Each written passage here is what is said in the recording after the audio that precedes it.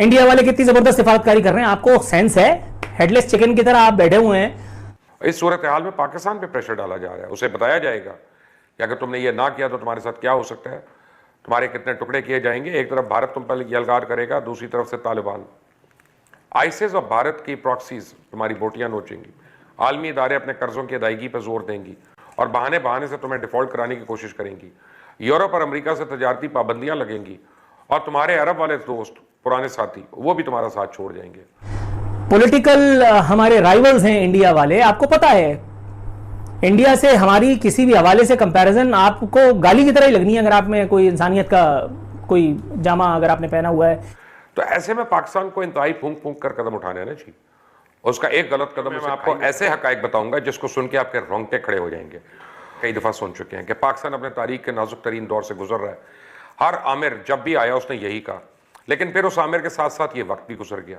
Civilian हुकूमतों ने भी इसी किस्म के फिक्रों का अपने मफादात के लिए इस्तेमाल किया। लेकिन इस वक्त मैं समझता हूं कि पाकिस्तान वाकई तारीख के नाजुक तरीन दौर से गुजर रहा है। और इसकी क्या वजह? अमेरिका का अफगानिस्तान से इस तरह भागना किसी भी सूरत पाकिस्तान के मफाद में तो नहीं है।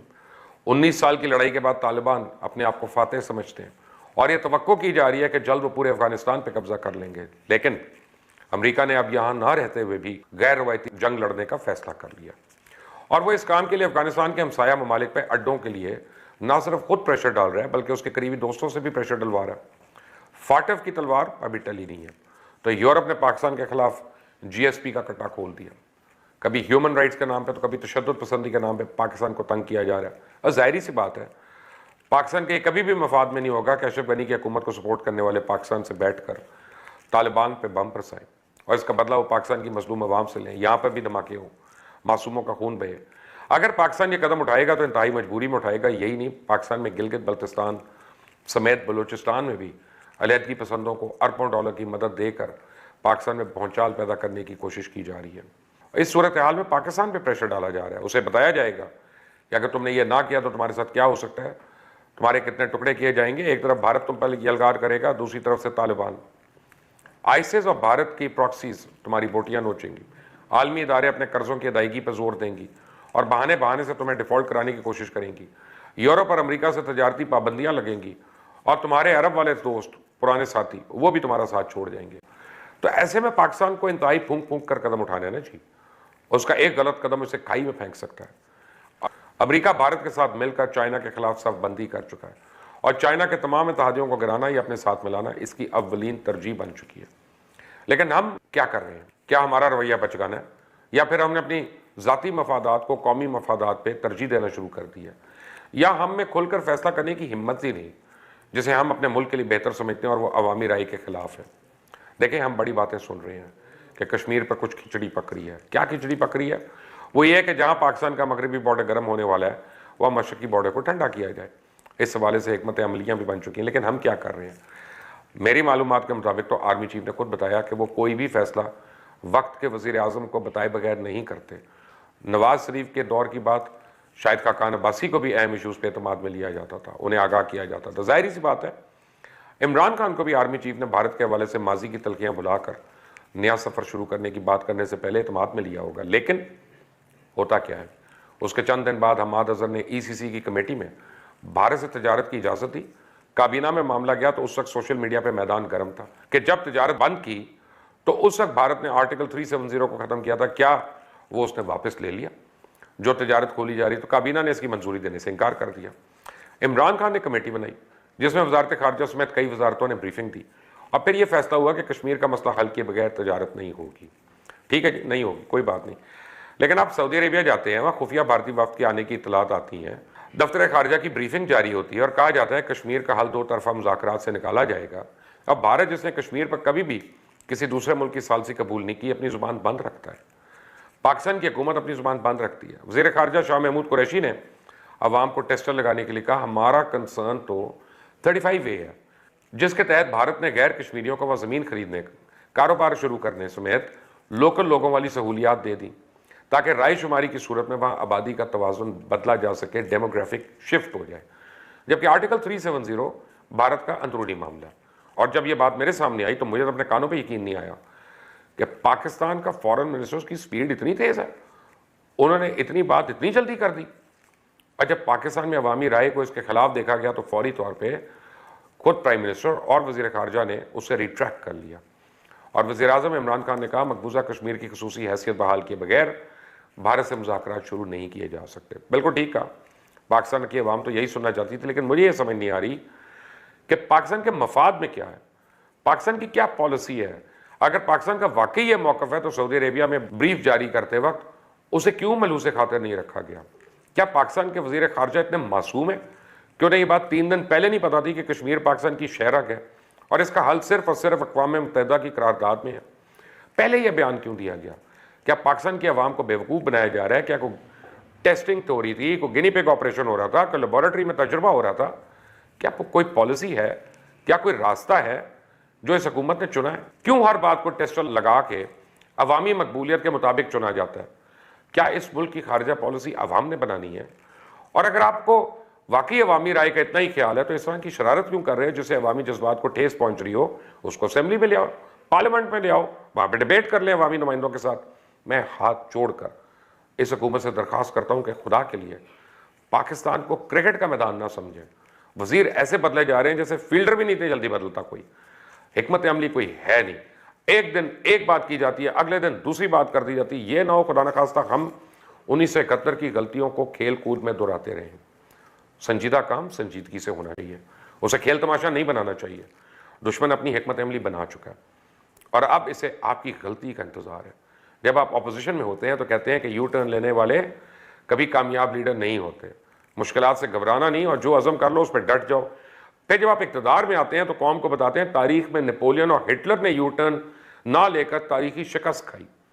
आपने कौम को बताया कर्जा किसी मुल्क के लिए ठीक नहीं होता, लेकिन आपने मुल्क की तारीख में सबसे ज़्यादा कर्जा ले लिया। आपने कौम को बताया कि पेट्रोल और गैस की कीमतों में इजाफे से गरीब आदमी पे दबाव बढ़ता है, लेकिन फिर कीमतें बढ़ाने के तमाम रिकॉर्ड्स ही टूट गए इस मुल्क में। आपने नून लीग की मेट्रो पे तनकीद की और कहा यह पैसा अवामी फलाह के लिए इस्तेमाल होना चाहिए, लेकिन फिर आपने खैबर पख्तूनख्वा में तारीखी मेट्रो बनाई जिसका होशरबा हशर और दास्ताने तो पूरी कौम ने क्या दूसरी कौमों ने भी सुन लिया। आपने डॉलर भी नहीं महंगा करना था, लेकिन डॉलर और उससे जुड़ी महंगाई ने अवाम की कमर तोड़ दी है। बाहर से दोस्ती ना करके सियासी नारे भी लगाए थे, नवाज शरीफ को मोदी का यार भी कहा था, लेकिन फिर आपने भारत से दोस्ती करने की कोशिश की। आपने एमनेस्टी स्कीम पर तनकीद की, लेकिन फिर अपनी ही हुकूमत में एमनेस्टी स्कीम मुतारिफ करवा दी। आपने जागीरदारों और रवायती आज़ाद उम्मीदवारों को भी नहीं लेना था। आपने नजरियाती सियासत करनी थी, लेकिन फिर हमने देखा कि जिसको कहीं जगह ना मिली उसे तहरीक इंसाफ की गोद में जगह मिली। आपने ये सोचे समझे बगैर कि पाकिस्तान के हुक्मरान बगैर सिक्योरिटी और प्रोटोकॉल के नहीं चल सकते, उनमें तनकीद की, लेकिन फिर जब आप इक़्तिदार में आए तो आपको पता चला ये नामुमकिन है और फिर आपने वो सब कुछ किया और वो सब कुछ लिया जो साबिक हुक्मरान ले रहे थे। आपने बैरूनी दौरे कमर्शियल फ्लाइट्स में करने थे, लेकिन जहाँ तक मुझे याद है आप अभी भी खसूसी तैयारे पे सऊदी अरेबिया गए। मुख्तसर काबीना बनानी थी, लेकिन आपकी काबीना शायद तारीख की सबसे बड़ी काबीना में से एक है। आपने तो साइकिल पे प्राइम मिनिस्टर हाउस जाना था जैसे मगरिब में होता है, लेकिन आप 55 रुपए किलोमीटर वाले हेलीकॉप्टर का आपने इंतखाब किया। खान साहब, अगर मैं आपके कॉल ऑफ फेल का तजाद सुनाना शुरू कर दूं तो लोगों को सुनते सुनते नींद आ जाएगी, इसे मैं आपको आज के लिए इतना ही काफ़ी है। उन्होंने कहा कि भारत के हालात ख़राब हैं, पड़ोस में बांग्लादेश है, ईरान है, वो जोग्राफिया बता रहे थे कि महल वकूफ़ कितना है बांग्लादेश का, उसकी आबादी कितनी है, फ़ीकस आमदनी कितनी है, ये सब बातों पे टेंशन नहीं लेने का, आगे बढ़ो। भारत में केसेस तेज़ी से बढ़ते जा रहे हैं, वहाँ लोग सड़कों पर मर रहे हैं। अच्छा, ये अच्छी बात है कि भारत में मरने वाले लोगों की खबर मेरे वज़ीर आज़म को तो है, लेकिन पाकिस्तान में भूख और अफलास से जो लोग अपनी जानें गंवा रहे हैं उसके बारे में खान साहब को कद्दू नहीं मालूम। ये एक अच्छी है, ये एक अच्छा लतीफ़ा है। भारत की फिक्र में जो है वो पतले हुए चले जा रहे हैं और अपने यहाँ महंगाई और कसाद बाजारी लोगों का कितना सब्र आजमा रही है वो इनको नहीं मालूम। कहते हैं ईद की छुट्टियों में, हाँ ये बड़ा अच्छा है, ईद की छुट्टियों में लोगों को कोरोना से बचाएं, SOPs पर अमल करें ताकि आपको लॉकडाउन की जहमत ना उठानी पड़े। मैं अपने प्रोग्राम में भी पूछ चुका हूँ और इस बात का किसी के पास कोई जवाब उस वक्त भी नहीं था, आज भी नहीं है। उस वक्त भी नहीं था और आज भी नहीं है। खान साहब पिछली बकरीद की तरह इस ईद पर भी लोगों को लॉकडाउन की अजियत से दो चार फरमा करके, जो कि सूबाई हुकूमतें अपने अपने तौर पर सबको उसमें गिरफ्तार कर रही हैं, लेकिन जाहिर है इसका क्रेडिट NCOC और अल्लामा असद उमर लानतुल्लाह अलैह को जाता है, इसमें कोई दो राय नहीं है। तो जाहिर है कि ये काम हज़रत अल्लामा प्रोफेसर डॉक्टर इमरान अहमद खान नियाजी मद्दज़ल्लहु आली के कंधों पर ही आता है। लोगों को कोरोना में से बचाने के नाम पर वो लॉकडाउन की अजियत से दो चार करके हज़रत खातून अव्वल के साथ एक मरतबा फिर चले चले पिकनिक बनाने नथिया गली। वो एक ने मेरे प्रोग्राम में बड़ी खूबसूरत बात की कि कौम को बंद गली में करके हजरत जो है वो नथिया गली जा रहे हैं, इसमें कोई दो राय नहीं। ये तो वो खादिम है कौम का, अल्लाह माफ करे अपने तौर पर, कि जो कराची में 100 आदमी का तैयारा गिरा और अपनी बीवी के साथ वहां पिकनिक बना रहे थे बकरीद पर। मैंने इनके MNAs और MPS से जब इंटरव्यूज किए तो आप यकीन कीजिए कि इनके MNAs का जवाब सुनकर के खून खोल जाता है। वो कहते हैं खान साहब ने थोड़ी मलबा उठाना था जहाज का, हम है ना खान साहब के मुलाजिम। अब आप अंदाजा लगाइए।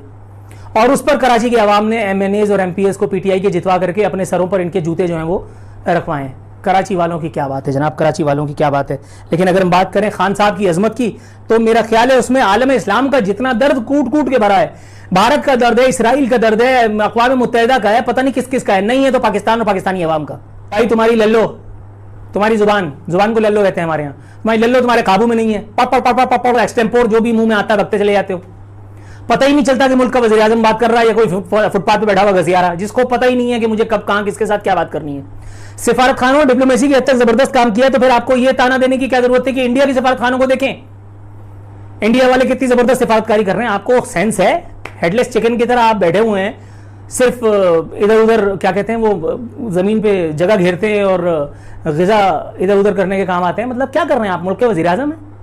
हरकतें तो आपकी इस तरह की नहीं है।